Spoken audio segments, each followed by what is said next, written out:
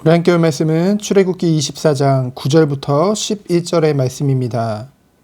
9절부터 11절 말씀 우리 합독하도록 하겠습니다. 모세와 아론과 나답과 아비후와 이스라엘 장로 70인이 올라가서 이스라엘의 하나님을 보니 그의 발 아래에는 청옥을 편듯하고 하늘같이 청명하더라. 하나님이 이스라엘 자손들의 존귀한 자들에게 손을 대지 아니하셨고 그들은 하나님을 뵙고 먹고 마셨더라. 아멘. 하나님은 거룩한 하나님이십니다. 불의가 있을 수 없는 공의의 하나님이시죠. 그래서 첫사람인 아담과 하와가 지은 원죄로 인해서 끊임없이 죄 가운데 죄의 노예로 살았던 인간은 결코 하나님께 가까이 나올 수 없었죠. 나오면 어떻게 됐습니까? 죽었습니다. 그런데 오늘 본문에 보면은 모세와 아론 그리고 아론의 두 아들들과 70인 장로들이 하나님께 가까이 다가가는 것을 우리는 보게 되어집니다. 어떻게 그들이 거룩하신 하나님 앞에 나아갈 수 있었나요? 8절에 보면은 소를 잡아서 그 절반은 제단에 뿌리고 절반은 이 백성들에게 뿌리는 장면이 나오게 됩니다. 그러면서 이는 언약의 피라고 하죠. 이 언약의 피는 우리의 죄를 위해 십자가에서 피 흘려 죽으신 예수 그리스도의 그 보혈을 예표하는 줄 믿습니다. 그리고 이 피를 힘입어서 하나님의 영광을 가까이서 그들이 목격하는 것을 우리는 보게 되어지죠. 그 하나님의 영광을 어떻게 표현했습니까? 청옥을 편듯하고 하늘같이 청명하다고 했죠. 청옥과 하늘은 보통 순결을 상징합니다. 이는 하나님의 성결함, 곧 깨끗함과 거룩함을 나타내는 것이죠. 그리고 죄인된 그들이 언약의 피를 힘입어서 하나님께 나와서 하나님 앞에 하나님을 배웠고 먹고 마셨다는 것은 하나님과의 깊은 교제를, 그 하나님의 백성이 하나님과 교제할 수 있는 그 길이 열렸음을 우리는 보게 되어집니다.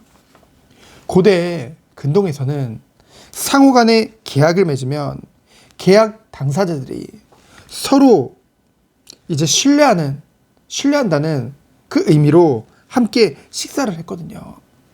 그래서 그들이 그 이스라엘 자손의 그 존귀한 자들이 하나님을 뵙고 먹고 마셨다는 것은 하나님과의 그 특별한 교제가, 그리고 하나님과의 그 선민으로서의 계약이 잘 맺어졌다는 것을 우리는 보게 되어지죠. 이런 점에서 이 식사는 오늘날로 말하면은 성찬을 통해 그리스도와 한 몸이 되는 주의 성만찬을 예표하는 줄 믿습니다. 우리가 부활절 때요, 세례식도 하고요, 성찬식도 하게 되어질 텐데요, 이 의미를 우리가 다시 되새기며 하나님 앞에 나오기 원합니다. 죄인된 우리가요, 아무 의도 없고요, 공로도 없는 우리가요, 완전한 비참한 삶 속에 있었던 우리가요, 예수 그리스도의 그 죽으심, 그 희생하심으로 말미암아 의롭다함을 받았잖아요. 그 예수 그리스도의 살과 피, 죽으심으로 말미암아 그 연합되어져서 하나님께 나아갈 수 있는 은혜를 입은 것입니다. 얼마나 감사합니까? 그러니 성찬을 통해서도, 그 모든 수사를 통해서도 우리는 하나님께만 영광을 돌릴 수밖에 없다는 것이죠. 그래서 우리들은 성찬뿐만이 아니라 우리가 모일 때마다, 그리고 늘 일상 속에서 하나님 앞에 하나님을 경외하며 하나님을 의식하며 살아가는 것도 중요하겠지만은 무엇보다 가장 중요한 것이 무엇입니까? 하나님이 우리에게 주신 은혜를 생각하는 거죠. 비참했던 나를 하나님의 그 희생하심과 섬김으로 말미암아 그 큰 은혜와 사랑으로 말미암아 우리를 구원하신 것이죠. 정말 이 사실을 우리가 생각하면 생각할수록 결코 하나님을 배신할 수 없는 것이죠. 결코 하나님과 다른 것을 고민할 필요가 없는 것입니다. 결코 타협이란 있을 수 없는 것이죠. 정말 이 은혜와 이 사랑을 우리가 받았다고 한다면 살아계신 하나님, 전능하신 하나님, 지금도 나의 모든 것을 주관하시는 그 하나님 앞에서 모든 것을 생각해야 될 줄 믿습니다. 행함 또한 마땅히 하나님의 자녀가, 하나님의 백성이 누려야 돼. 그 길을 하나님이 제시해 주셨기 때문에 우리는 그 길 안에서 이 모든 것을 인도받아야겠죠. 그것이 신앙의 기본인 줄 믿습니다. 그런데요, 우리가 마음은 원이로되 육신은 약하다고 했어요. 혼자서는 잘 안 된다는 거죠. 지속이 잘 안 됩니다. 연약하기 때문에.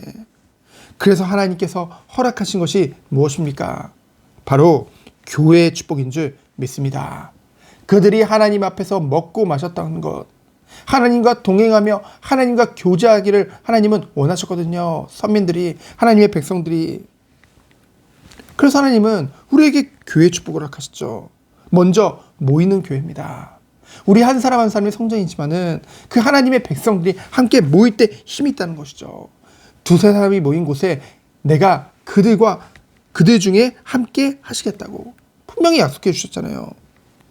모여서 하나님의 말씀으로 예수 그리스도의 그 하나님이 주신 그 은혜와 그 사랑과 그리고 예수님께서 우리에게 명령하신 그 사명으로 하나 되셔서 그 안에서 힘을 얻는 것이죠.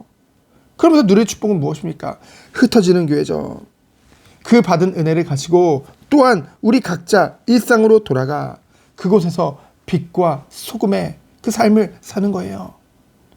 모이는 교회에서만 빛과 소금이 되는 것이 아니라 오히려 흩어져서 그 현장에서 우리 한 사람 한 사람이 빛과 소금의 역할을 하는 것, 그것이 하나님이 원하시는 것이죠. 말세가 될수록 모이기를 패한다고 했습니다. 모이기를 패하면 어떻게 될까요? 마음은 원해도 육신은 약해요. 그래서 인간은 주님 품에 안기는 그날까지 오직 하나님의 은혜를 의지해야 됩니다. 하나님만 바라봐야 된다는 거죠. 혼자 있으면 더욱더 넘어지기 쉽다는 거죠. 잃어버리기가 쉬워요. 그래서 하나님께서는 우리들을 그리스도가 머리 되시고 우리를 한 지체로 부르신 줄 믿습니다. 서로 중보하며 서로 짐을 나눠주며 주의 일을 함께 이루어 나가면서 함께 주님이 걸어가신 그 길을 우리 또한 걷는 것. 그것이 하나님이 우리에게 주신 은혜의 축복이요 교회의 축복인 줄 믿습니다. 오늘 수요예배 있습니다. 오늘도 수요예배를 통해서 이 축복을 우리 한 사람 한 사람이 누리며 흩어져서 우리 각자 현장에서 빛과 소금으로 정말로 그 현장이 더 이상 썩어지지 않고 부패하지 않고 정말 그 어둠에 잡혀서 무너지지 않도록 우리가 이 사명을 감당하기를 예수 그리스도 이름으로 축원드립니다. 시간 기도합니다. 하나님 감사합니다. 우리를 하나님의 완전하신 은혜로 구원하여 주시고 오늘도 참된 예배의 축복을 누리게 하시며 말씀 중심으로 하나님 중심으로 삶을 살아가게 하심에 감사드립니다. 우리가 모여서 함께 예배드림으로 하나님 주신 은혜를 나누고 흩어져서 주님의 사랑을 삶 가운데 실천하며 그 예수님이 걸었던 그 길을 걷는 우리 모든 성도님 되도록 주께서 축복하여 주옵소서. 살아계신 예수 그리스도 이름으로 기도합니다. 아멘. 감사합니다. 주님이 걸어가신 그 길을 우리 또한 걸어가도록 주여 축복하여 주옵소서.